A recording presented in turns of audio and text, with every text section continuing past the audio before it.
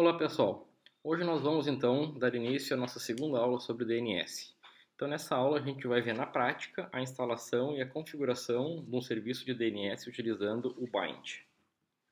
Bom, a primeira coisa que a gente precisa fazer é instalar o Bind, apt-get install bind 9 e depois dar uma olhada nos arquivos de configuração deles. Bom, eu estou com a minha máquina recém-instalada aqui, assim como vocês. Eu importei a máquina virtual.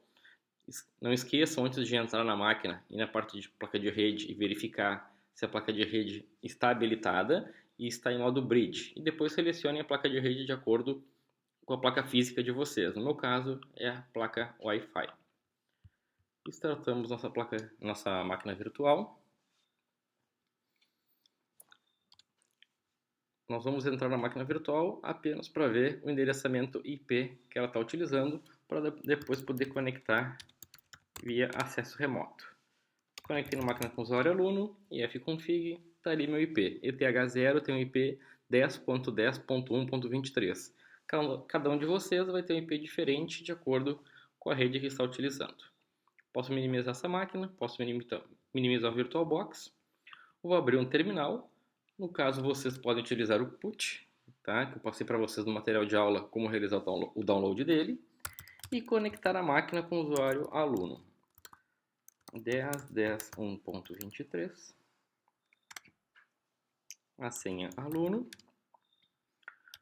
vou virar superusuário, sudo senha aluno.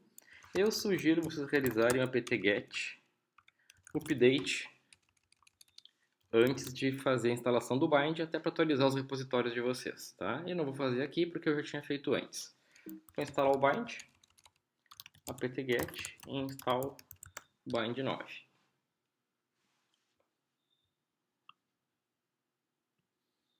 Então, o serviço do Bind foi instalado na máquina, né? Já está no ar, mas temos então que agora aqui configurá-lo. Para isso, entramos na pasta etc bind 9. etc bind. Limpar a tela para ficar mais claro para vocês. Está lá. Então, esses são os arquivos de configuração do Bind. Como está no material, o arquivo principal se chama named.conf. É através dele que é realizada toda a configuração. Se a gente olhar esse nosso arquivo, dar um cat nele, cat named.conf, a gente pode ver que, na verdade, nesse arquivo temos apenas includes, que são a inclusão de outros arquivos dentro do named.conf.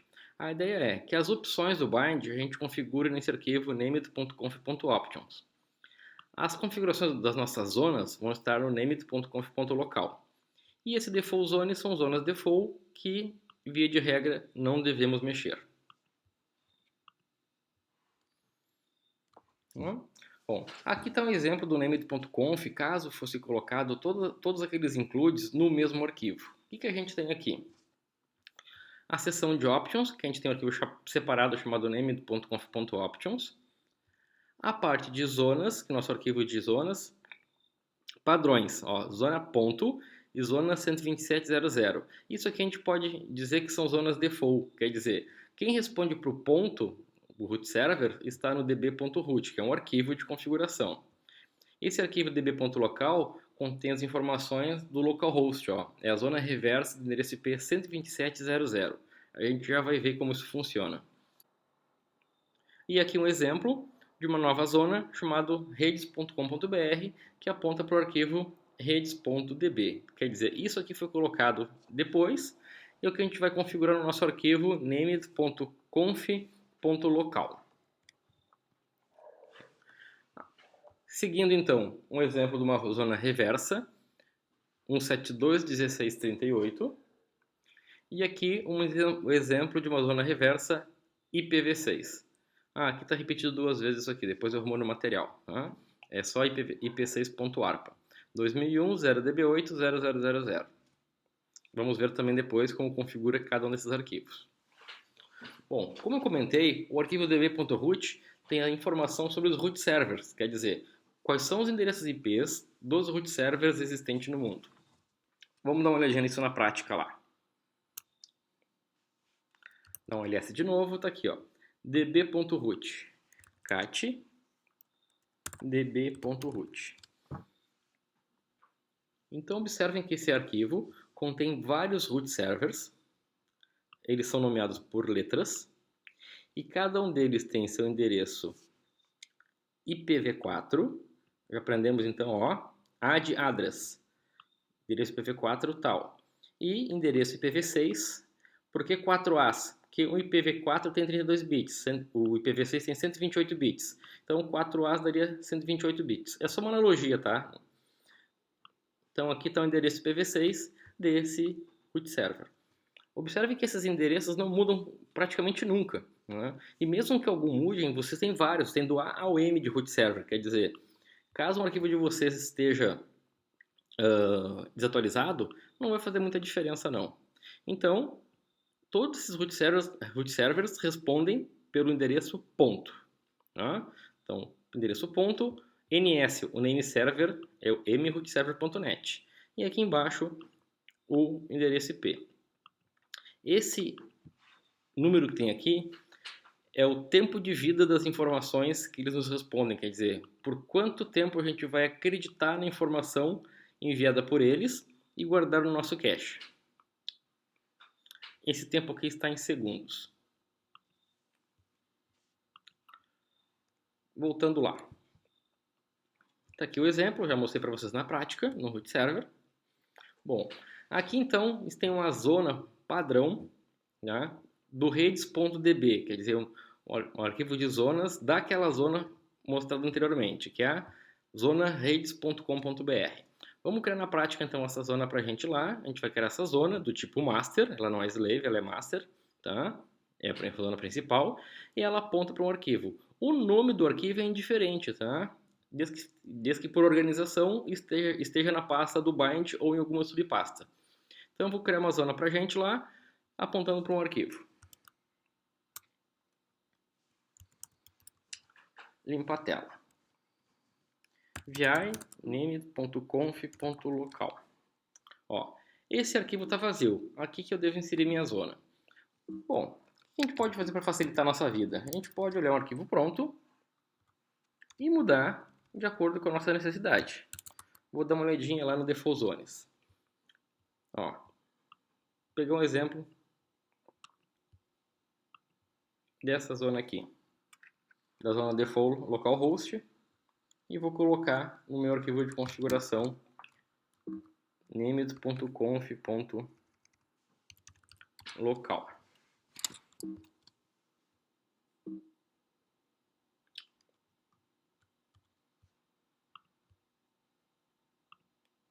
Colar para cá.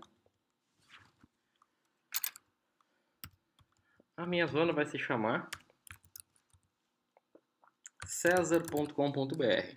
Sugiro vocês criarem uma zona com o nome de vocês, até para ficar um pouco diferente do material. E o nome do arquivo vai ser db.cesar.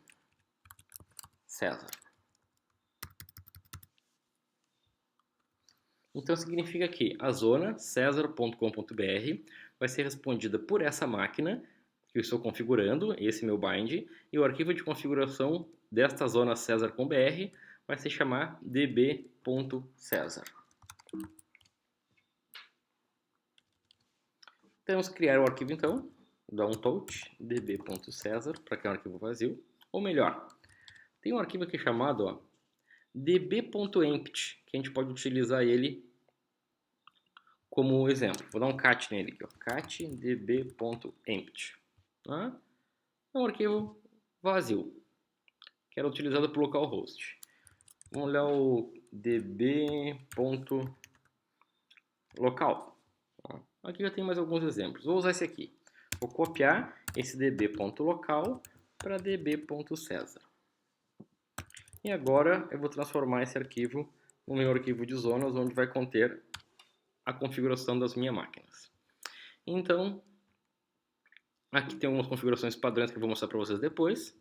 Eu só vou mudar as informações padrão. SOA é Start of Authority, quer dizer, esse arroba aqui no início significa que é a zona. A zona se chama cesar.com.br. Então, o Start of Authority da zona arroba, que é da zona cesar.com.br, é a máquina, vou chamar de server.cesar.com.br. Então, essa vai ser o nome da máquina, server.cesar.com.br. Observem que tem um ponto no final. Esse ponto representa o root server, quer dizer, é o endereço completo do meu servidor. E aqui é o e-mail do usuário responsável por essa zona. root.cesar.com.br. Observem que não se coloca arroba, tá? Se coloca um ponto. Mas o próprio serviço de DNS sabe que esse primeiro nome aqui é responsável pelo nome do usuário. Então ele como substituísse esse primeiro ponto aqui por um arroba. root@cesar.com.br. Tá aqui. Então, o arroba era mesmo a zona, Cesar.com.br. NS, Name Server. Quem vai ser o servidor de nomes da zona Cesar.com.br? Vai ser o server.cesar.com.br. Bom, esta zona Cesar.com.br, ela tem que ter, na verdade, um endereço IP para o nosso servidor. Então, a máquina server vai possuir o IP 10.10.1.23. Em vez de colocarem um IP dinâmico, vocês podem criar uma outra interface tipo host only no VirtualBox para colocar esse endereço IP fixo dentro do computador, que vai fazer com que ele não mude nunca, independente da máquina que vocês estejam conectados. Então tá aqui, a máquina server possui o IP, o address 10.10.1.23. Até vamos fazer melhor, vamos fazer essa modificação que vocês também podem fazer em casa para trabalhar com uma máquina virtual com endereço IP fixo. E vou configurar uma segunda placa de rede do tipo Internal Network. Então, essa Internal Network é uma placa de rede que não sai para a internet, e aí eu posso colocar um endereçamento IP fixo nesta placa de rede para poder configurar no meu serviço de DNS. Então, aqui está carregando de novo. Vou dar um SSH de novo para ela.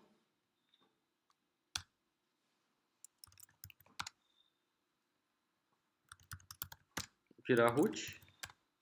Se eu der um ifconfig-a, agora eu tenho uma placa de rede ETH1 que não tem endereçamento IP. Como vocês já aprenderam em sistemas operacionais, vou configurar uma placa de rede com endereçamento IP fixo para essa placa de rede. Auto ETH1 e face ETH1 e net static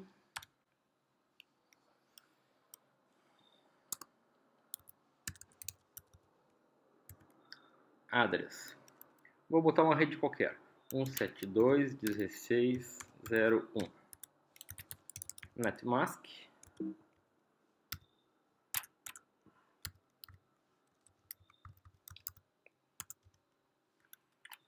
.255.255.255.0. Restartar minha placa de rede. etc init.dnetworking restart. Restarta o serviço de rede.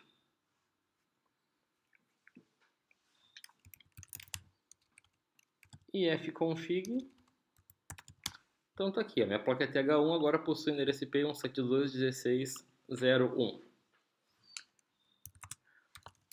Vou voltar lá no bind e vou colocar esse endereço IP no meu servidor. Server vai ser 172.16.0.1.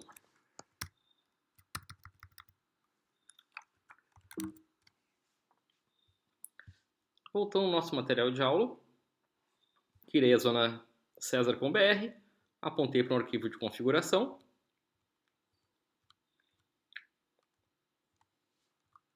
Tá? Aqui tem um exemplo do arquivo de configuração do material, onde observem que a gente tem, além do servidor redes com BR, aqui também a máquina servidor com endereçamento IPv4 e IPv6 dele, nós podemos também trabalhar com outros nomes, por exemplo, mail server. Vamos supor que tem uma outra máquina chamada mail server que vai apontar para outro endereçamento IPv4 e outro endereçamento IPv6. Quando a gente quiser colocar o nome completo do registro, a gente também pode, www.redes.com.br. Muito importante colocar o ponto depois. Por quê? O arroba significa o domínio, nesse caso aqui, redes com BR.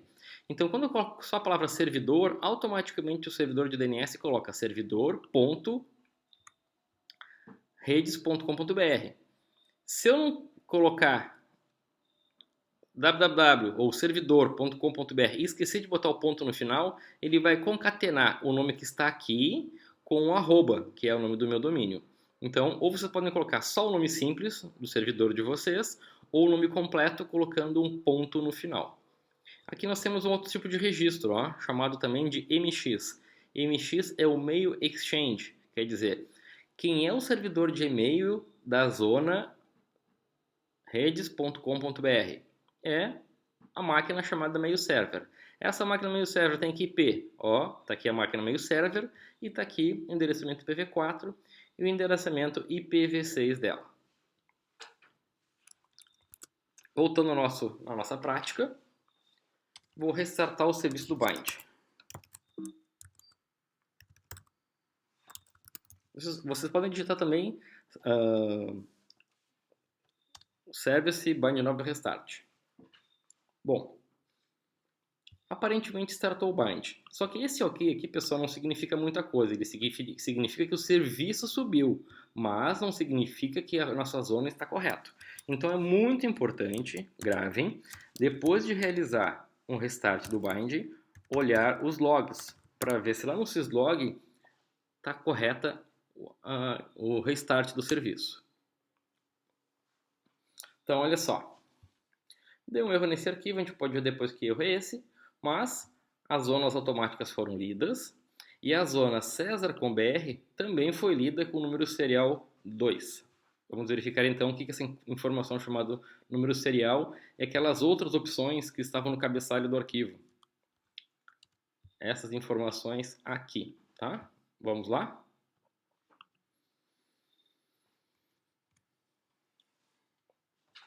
Antes de ver isso, aqui um outro exemplo de uma zona reversa que a gente vai poder criar depois também, né? As mesmas informações iniciais, o arroba, in, start of authority, o servidor.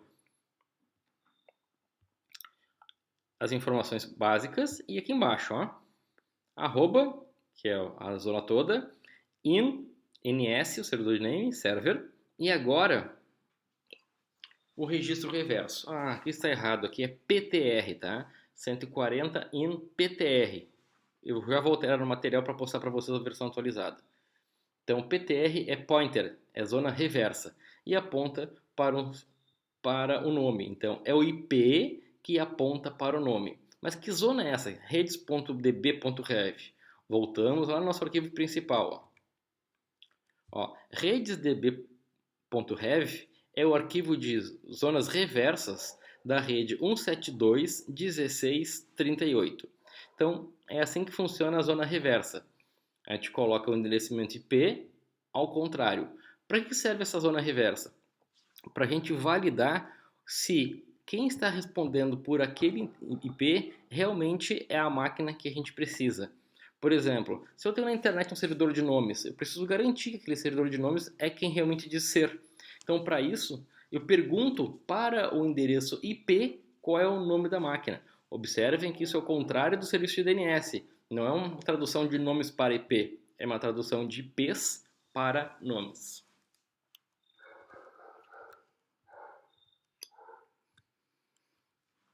Aqui um outro exemplo, uma zona reversa IPv6, onde nós temos o endereço IPv6, agora sim, esse em vez de separado por blocos, é separado dígito a dígito por ponto. Então aqui, a gente lê ao contrário, 2001 0db8 0000000000000001.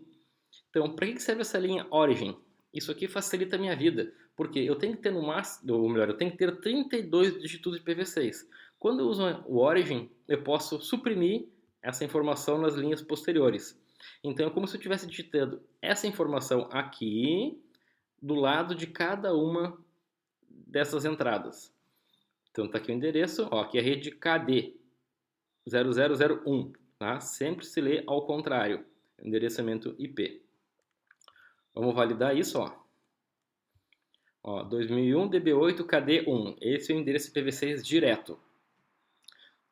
Como vocês devem ter visto, quando eu separo dois pontos, eu estou separando um conjunto de zeros. Quantos zeros? O número e quantidade de zeros necessários para que o total de dígitos do endereço IPv6 tenha 32 dígitos. Aqui está em vermelho só para facilitar a contagem, tá? Eu separei de 4 em 4. Voltando aqui na prática, está aqui meu arquivo direto. Vamos colocar o endereçamento IPv6 nele também.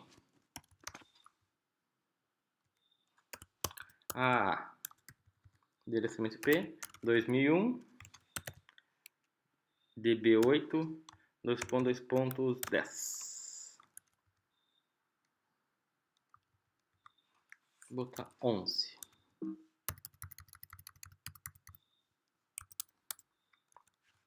Caso vocês não tenham visto ainda na aula, eu vou configurar esse endereço IPv6 também na minha placa de rede para vocês aprenderem. Network, Interfaces.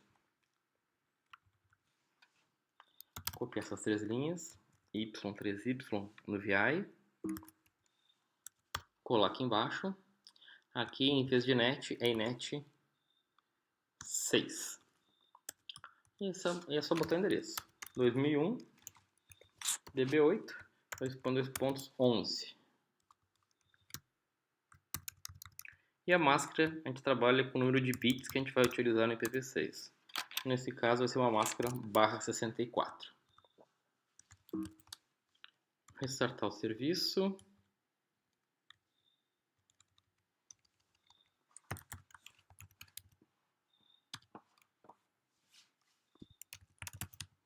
E fconfig, tô lá. 2001 DB8 2.2.11 é o endereço IPv6 da minha placa de rede ETH1 e é o endereço IPv6 que eu coloquei lá no meu arquivo do bind. Restartar o bind de novo. E muito importante, olhar o log. Tá aqui. Zona César foi lida com sucesso com o número serial 2. Vamos dar uma testada? Vamos usar uma ferramenta chamada NSLookup. Então, a ferramenta NSLookup serve para a gente poder fazer testes do serviço de DNS. Bom, se eu perguntar para o NSLookup, quem é www.ifrs.edu.br?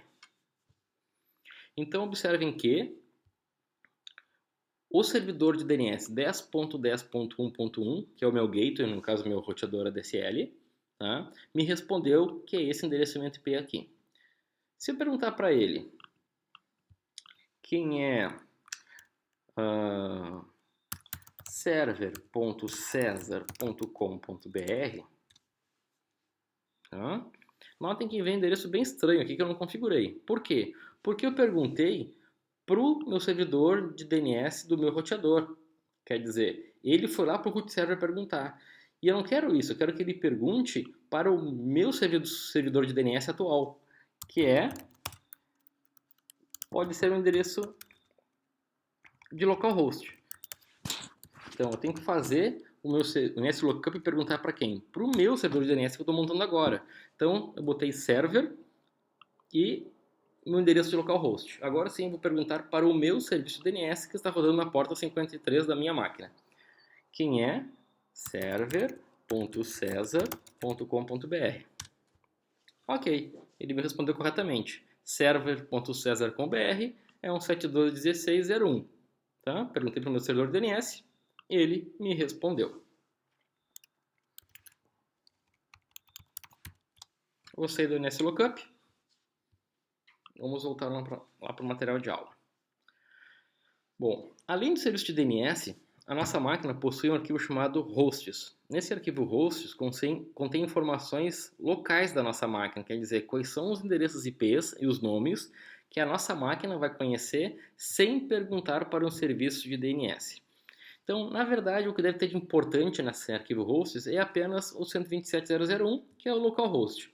Ou caso vocês queiram fixar endereçamento IP para um determinado domínio, cuidem que isso é perigoso. Pode botar aqui, sei lá eu, 10.10.1.23, que é meu IP, e botar www.banco.com.br. Quer dizer que se um usuário que está usando a máquina entrar no site www.banco.com.br, que é um banco qualquer, vai estar acessando a própria máquina ou uma máquina indevida.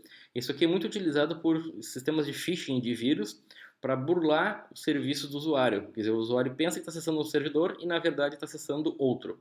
Então, muito cuidado com o que vocês vão colocar no arquivo host. Via de regra, não se mexe nele. Se eu olhar meu arquivo hosts, cat etc hosts, está mostrando aqui, ó, o nome da minha máquina se chama servidor e ela tem esse endereço IPv4 aqui, esse outro localhost, que é 127.0.0.1, e também meu IP6 localhost, que é 2.2.1, que é o meu endereço localhost, né, de IPv6. Observe que o DNS é um serviço de camada de aplicação, camada 7.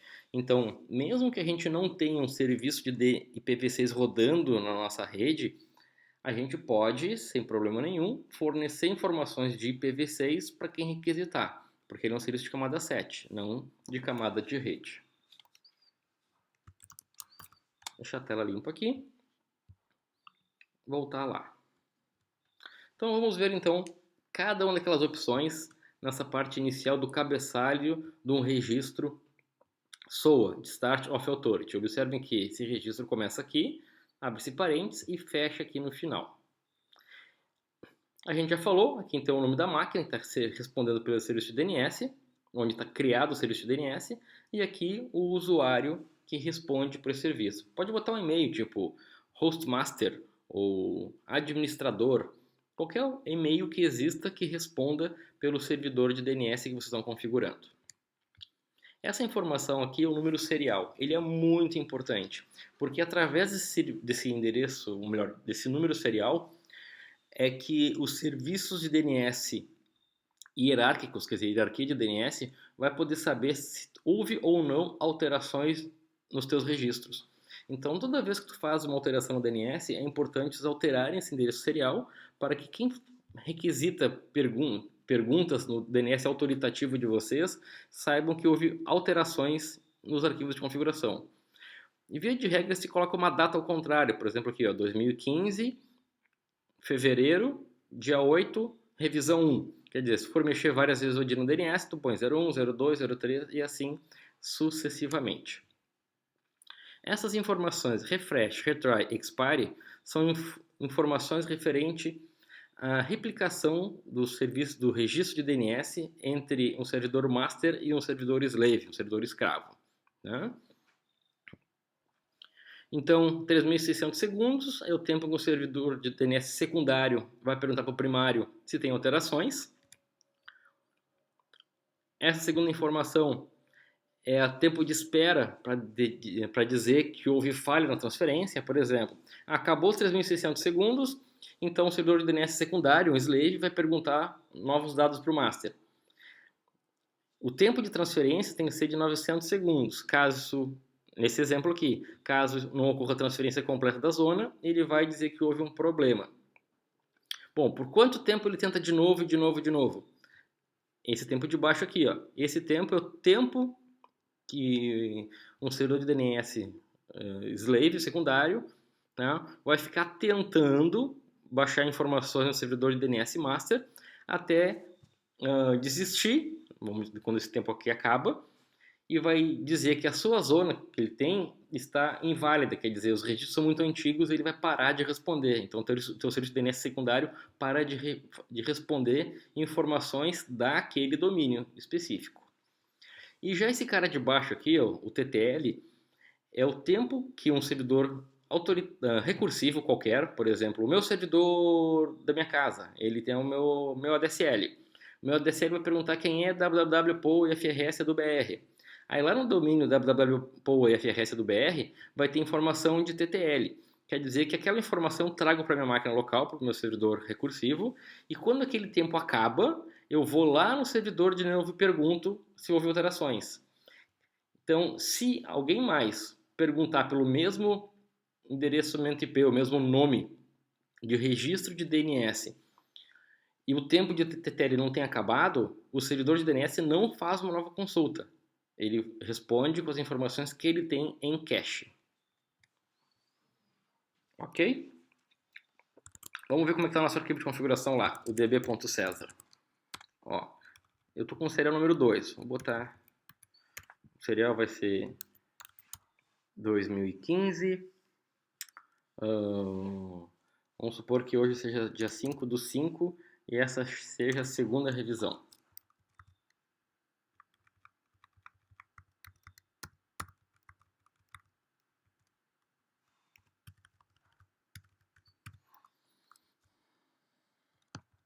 Tá? 2015, 05, 05, 02. Meu serial. Meu tempo de refresh, de retry expire. Então, são informações que são colocadas no DNS master e que dizem respeito à transferência de zonas para um serviço de DNS slave, escravo, tá? Ou secundário. E essa informação aqui é o tempo que eu vou considerar essa informação válida em um servidor recursivo, quer dizer, que vai perguntar sobre a zona Caesar com BR. Enquanto esse tempo não acabar, o servidor recursivo, que é o de vocês, vamos supor, de casa, enfim, qualquer um que faça requisições, vai considerar esses dados todos que estão aqui embaixo como válidos. Quando esse tempo acaba, o servidor DNS recursivo vem de novo aqui no autoritativo, que sou eu sou responsável pela zona Caesar com BR, para pesquisar novas alterações no registro.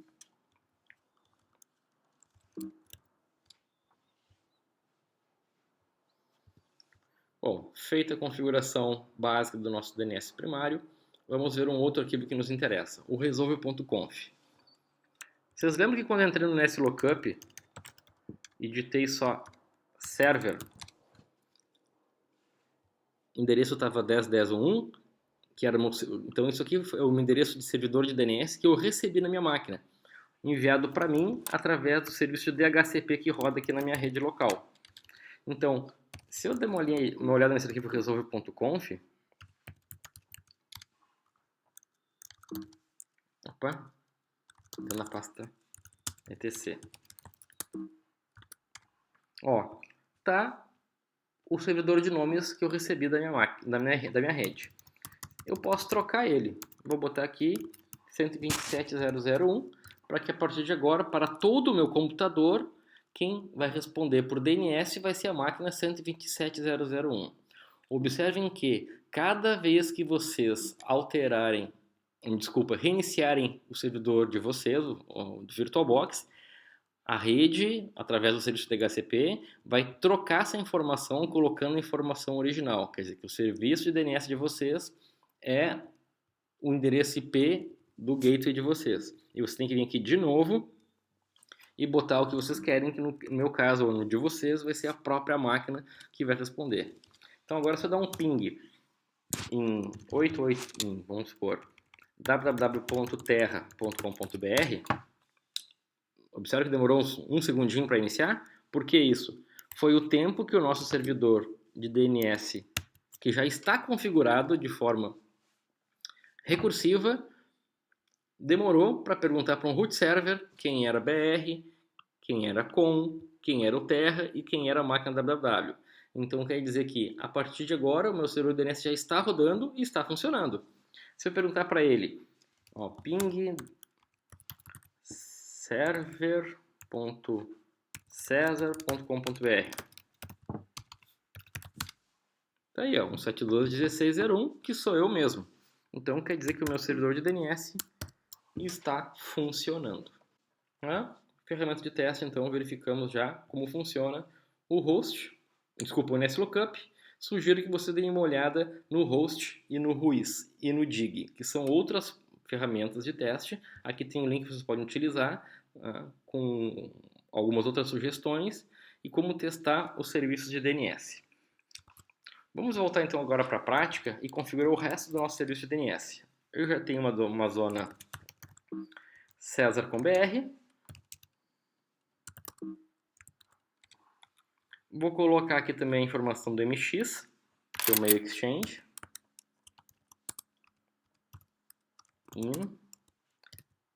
MX10.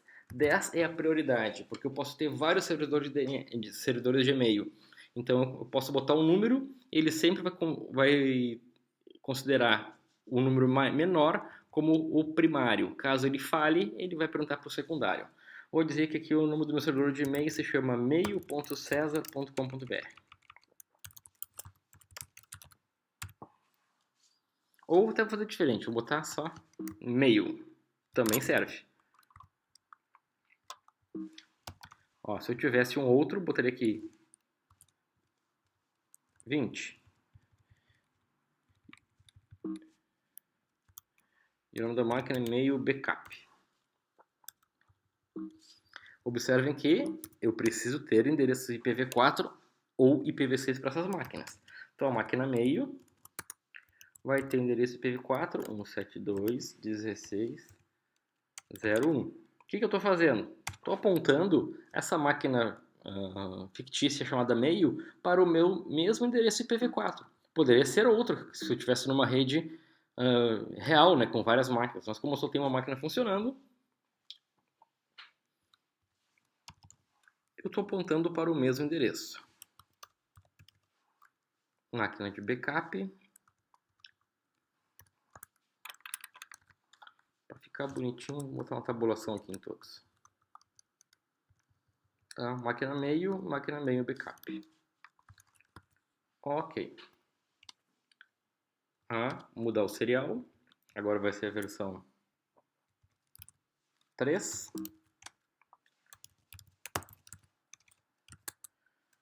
Restartar o bind. Cat no syslog. Carregou a zona César com o novo serial sem problema. Se eu entrar no NSLookup agora, ó, server, já está o 127.0.0.1. Da onde ele tirou essa informação? Através do resolve.conf que eu configurei lá na pasta etc. Quero perguntar para ele agora quem é mail.cesar.com.br. Tá lá, máquina mail 172.16.0.1. Quem será que é o servidor de MX desse domínio? Então tem que mudar a query, a pergunta. Tem que botar setq de query, ou qual a pergunta. A query que eu quero fazer agora é sobre MX. Setq igual a MX.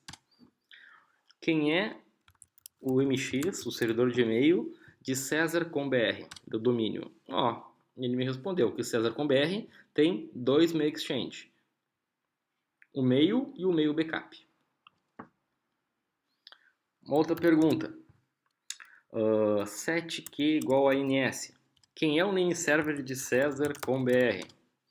Ó, se chama server.cesar.com.br. Trocar a pergunta para PTR, que era o reverso. Qual é o endereçamento IP reverso de 172.16.0.1? Tem que dar erro. A gente não configurou ainda, então ele está tentando. Ó, não sei quem é. Beleza. Vamos perguntar agora o que falta. O endereço IPv6. 7q é igual a AA.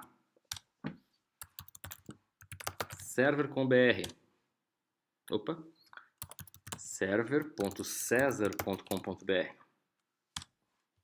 Tá aqui. Server Cesar com BR possui endereço IPv6 2001.0db8 2.2.11. Então, já sabemos mais ou menos como utilizar a ferramenta de testes NSLookup. Sair fora do NSLookup e vamos configurar agora a nossa zona reversa. Vamos dar uma olhadinha no db.127, que é o reverso do endereço da rede local. Ó. Então esse aqui é o db.127, que é o reverso da zona 127.001. Como é que eu sei disso? Se vocês olharem lá no db, named.default zones, zonas default, ó, zona 127. In addr.arpa significa a raiz dos endereços IPv6. É como se fosse o ponto que representa o root server. Então, todo endereço iniciado por 127 vai ser respondido por esse arquivo. Ó, todo endereçamento IPv6 iniciado por 0 vai ser respondido por esse arquivo aqui. O que mais que a gente tem aqui? 255, esse outro arquivo aqui. Eu vou pegar esse como exemplo para criar o nosso da rede 172.16.00. Então eu vou copiar o db.127 para db.172.16, que é a minha rede.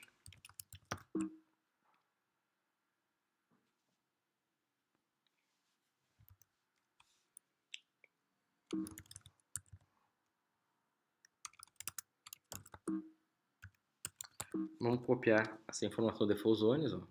Pegar isso aqui, copiar, named.conf.local, nossas zonas locais.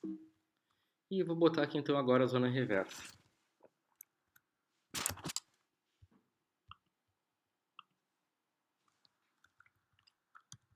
Zona 172, ao contrário, não se esqueçam. 16 0 172.16.0 tá aqui. E o arquivo se chama db.172.16.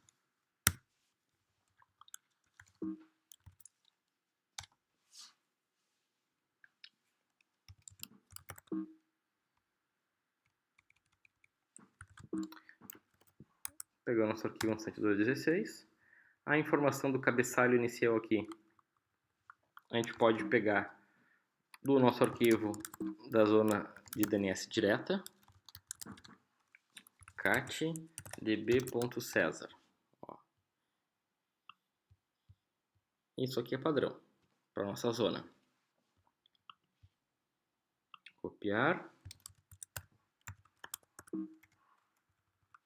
Vou apagar isso aqui.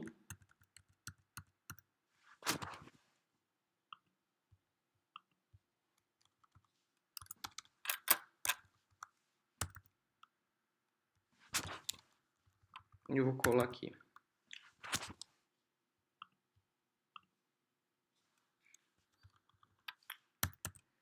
Bom, o meu arroba significa, como a zona reversa, eu coloquei lá 172.16.0. Para acabar o endereço IPv4, falta 172.16.0.1. E isso aqui agora é server.caesar.com.br. E posso fazer o mesmo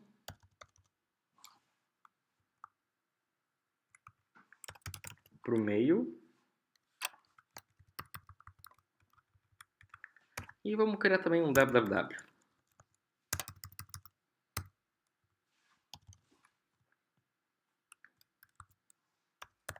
Mail backup. Vou botar lá uma máquina chamada www. E essa máquina www também vai ter endereçamento IPv6. A mail eu não vou botar agora, tá, pessoal? Mas não esqueça que numa rede real é importante que todas as máquinas tenham endereçamento V4 e V6. 2001 db8, dois pontos, 11.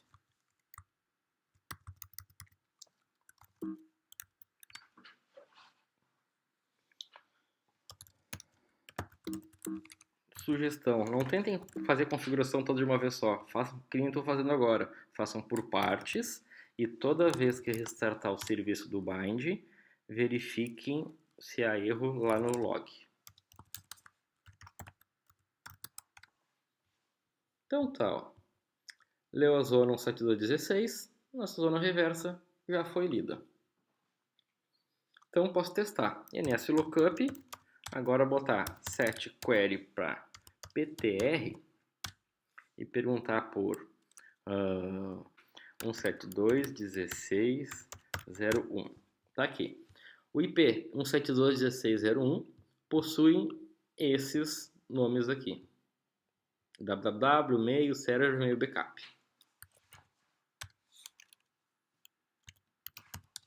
Pronto. Configurado o nosso DNS direto e reverso IPv4. Temos que fazer agora o reverso IPv6. Vamos editar nosso arquivo de zonas. Y4Y para copiar no VI. Copiou. A zona vai ser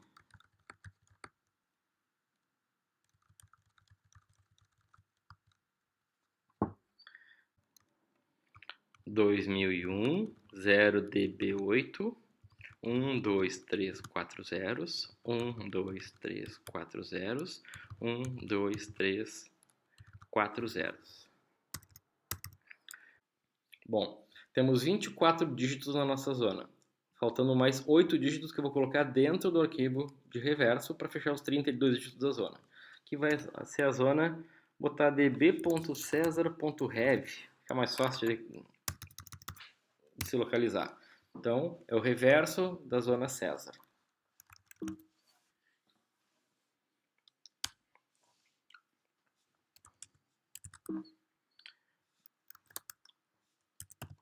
db.cesar.rev. Editar o arquivo. Tá lá, PTR 1, 2, 3, 4, 5, 6, 7. E aqui no início, 8.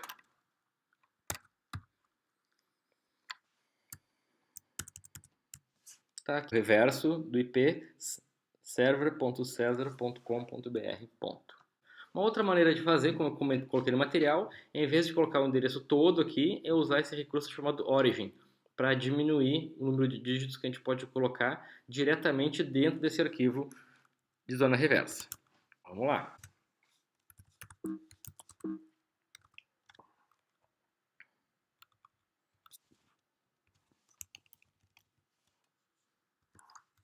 E vou botar o origin aqui dentro.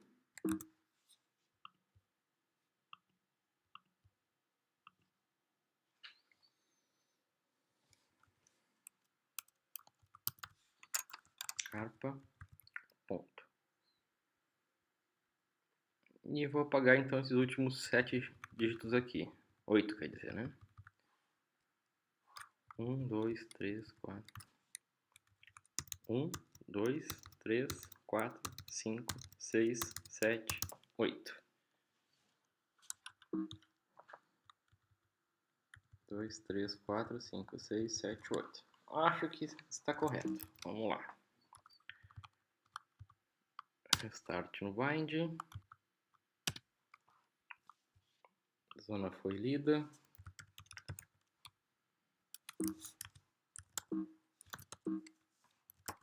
O nome da máquina é server. Beleza. NS lookup. Set key igual a PTR. 2001, db8, 2.2.1. Beleza, tá aí. Esse endereçamento IPv6 reverso corresponde à máquina server.cesar.com.br. Então, nosso servidor de DNS está no ar e operante como um DNS autoritativo. Recapitulando, configuramos o named.conf com as nossas zonas, configuramos o nosso endereçamento DNS direto, o reverso V4 e o reverso V6. A única coisa que faltou a gente dar uma olhada, se vocês se lembram bem, lá no named.conf tinha uma inclusão a um named.conf.options. No options a gente vai colocar as informações referente a, por exemplo, qual o endereçamento IP que eu quero meu servidor responda. Por exemplo, posso ter vários endereçamentos IP na minha máquina, mas eu quero que seja listening, que esteja escutando apenas em um IP. Então isso eu configuro no options. No options eu também posso configurar quem é meu servidor de DNS slave, para que eu possa fazer transferência de zonas para esses slaves. Então, criar o que a gente chama de ACLs, que são regras que possibilita a interação entre os serviços de DNS, né, hierárquicos. Né? A gente não vai abordar isso agora na nossa aula, mas sugiro muito que vocês olhem o arquivo, o funcionamento do DNS na parte de options do bind. Ok, pessoal? Muito obrigado e até a próxima.